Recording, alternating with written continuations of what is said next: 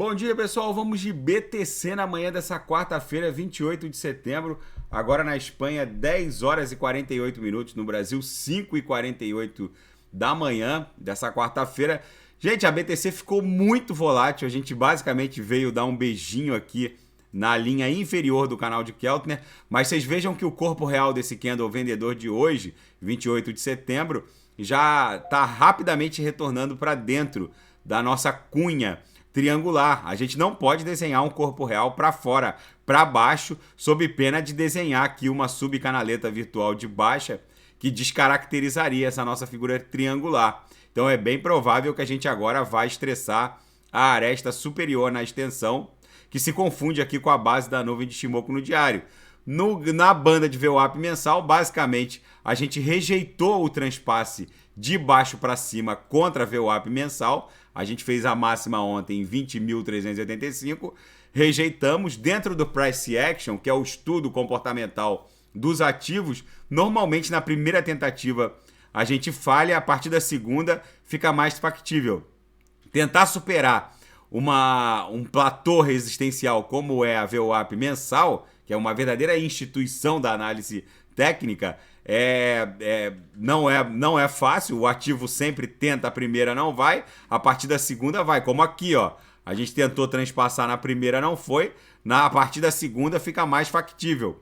Então, como a gente lambeu a lower, agora a gente, na primeira tentativa de migrar para a banda superior da banda de VWAP mensal, falhou. Vamos ver como vai ser a segunda. De uma maneira geral, a gente está desenhando fundos ascendentes, topos também descendentes. Talvez isso aqui seja uma grande figura triangular, uma subfigura triangular, dentro daquela figura triangular maior, que provavelmente vai redundar numa explosão ascendente. Agora o ativo vai ficar pipocando entre a base dessa subcunha aqui, nesse patamar de 18.500, chegamos a fazer a mínima nessa madrugada em 18.471, e a máxima aqui em 19.600. Então é bem provável que a gente fique pipocando aqui na cunha dessa subfigura triangular até explodir para cima, provavelmente, porque os indicadores nos outros time frames estão totalmente sobrevendidos. No intraday, a BTC está didática, a gente basicamente está lambendo a lower, voltando para a VWAP. Vocês vejam que o degrau que se formou aqui na virada da VWAP foi brutal, mas enfim, isso faz parte dessa volatilidade, justamente porque a gente rejeitou aqui na banda de VWAP mensal o transpasse de baixo para cima contra a VWAP mensal. A primeira tentativa foi objeto de rejeição, a partir da segunda fica mais factível. A BTC segue numa ampla acumulação, já a gente deve buscar a própria VWAP anual ali no patamar de 30 mil, e aqui no intraday é bem provável que durante o dia a gente migre para a banda superior, eventualmente estressando a upper até o patamar da VWAP de ontem. Vamos ver como o ativo vai se comportar. De uma maneira geral, a gente tem respeitado essa régua aqui que ela está desenhando entre esse patamar de 20 mil e 18.200, 18.300. A gente chegou a fazer a mínima em 18.400 e pouco nessa madrugada. Vamos ver agora se essa reguinha agora vai fazer com que o ativo, no caso a BTC, volte a estressar a banda superior dessa banda de VWAP no intraday. Segue uma acumulação brutal, vocês vejam que a BTC está meio que uma reguinha, essa movimentação de ontem foi meio que uma cabeça de Bart, né? Ficou uma cabeça de Bart regular. Voltamos basicamente ao patamar da VWAP de anteontem, do dia 26 de setembro, mas segue uma acumulação brutal. No diário a gente consegue visualizar melhor isso. Talvez isso aqui seja uma subfigura triangular dentro desse triângulo mais amplo. Vamos ver como vai se desdobrar. A acumulação da BTC segue forte e a Christine Lagarde, a presidente do Banco Central Europeu, diz temer que as criptomoedas matem os bancos centrais.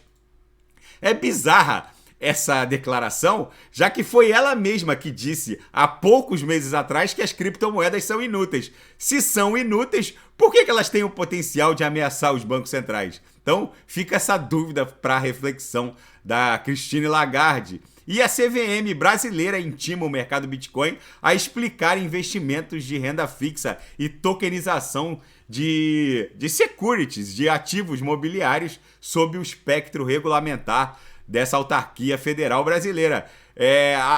a tokenização de ativos no mundo cripto tem que, obviamente, respeitar a legislação e o espectro regulatório imposto pela CVM. A tokenização de um ativo passível de regulação pela CVM deixa a CVM dentro desse espectro fiscalizatório e regulamentar. Não é possível tokenizar uma Petri 4 sem fugir do espectro fiscalizatório da CVM. Enfim, é o novo normal. Isso vai ser cada vez mais comum esse tipo de fiscalização por parte das autarquias, não só federal brasileira, mas do mundo todo. Todos os reguladores financeiros do planeta vão se deparar com problemas muito parecidos. E o Japão aplicará novas regras para impedir a lavagem de ativos por meio de criptomoedas. É o que eu estou falando, é o novo normal. A Rússia diz considerar a criação de rublos digitais, CBDCs, vinculados a CBDCs que serão rublos digitais, para realizar acordos mútuos de quitação transnacional com a China. Segundo Anatoly Aksakov, chefe do Comitê Financeiro da Câmara Baixa do Parlamento Russo, isso é indispensável, já que o Ocidente impôs seríssimas sanções à Federação Russa, que precisa ter mais agilidade na liquidação de obrigações financeiras transnacionais. E a Europa diz que o dano causado ao Nord Stream 1 foi deliberado, foi um ataque deliberado. Houve detecção de abalos sísmicos típicos de explosões. Ou seja, foi um ataque, foi uma sabotagem, vamos colocar assim. Não se sabe ainda o responsável pelo ataque, mas foi sim um ato de sabotagem. E o Xi Jinping ressurge após viagem ao exterior, onde ele se encontrou com Vladimir Putin, anulando rumores infundados de um golpe. Saiu um zum na imprensa internacional de que haveria um levante de um setor das Forças Armadas do Exército de Libertação da China, no sentido de depor o Xi Jinping, mas eram só rumores. Qualquer força militar pode ter lá os seus insuflados e enfim, o crime de levante é comum em qualquer tropa, mas enfim, os mesmos devem ter sido identificados e obviamente já punidos, né? Porque na China um ato desse não passa batido. E o furacão Ian se encaminha rapidamente para a Flórida e alguns articulistas aqui no New York Times estão dando conta de que esse pode ser um dos furacões mais caros da história norte-americana. Eu estava vendo aqui no wind.com, o furacão ele tá ganhando força, tá migrando de uma categoria 3 para 4 e é bem provável que ele atinja a região de Tampa lá pela quinta-feira, amanhã. Aqui a gente pode botar a animação no Wind, ó. A gente consegue ver a sequência do furacão ao longo do tempo, de acordo com a movimentação aqui dos ventos.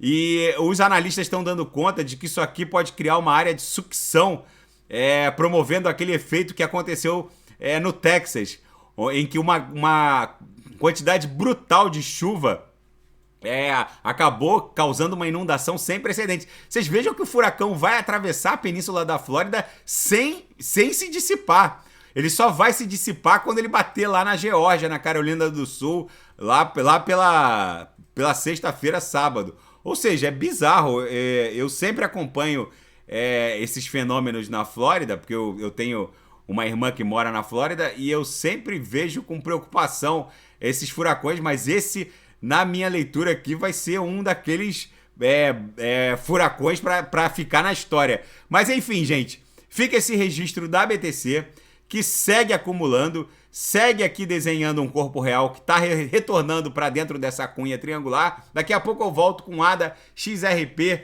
Shiba Inu, e quem quiser sugerir alguma análise é só colocar nas mensagens abaixo. Grande abraço, até daqui a pouco.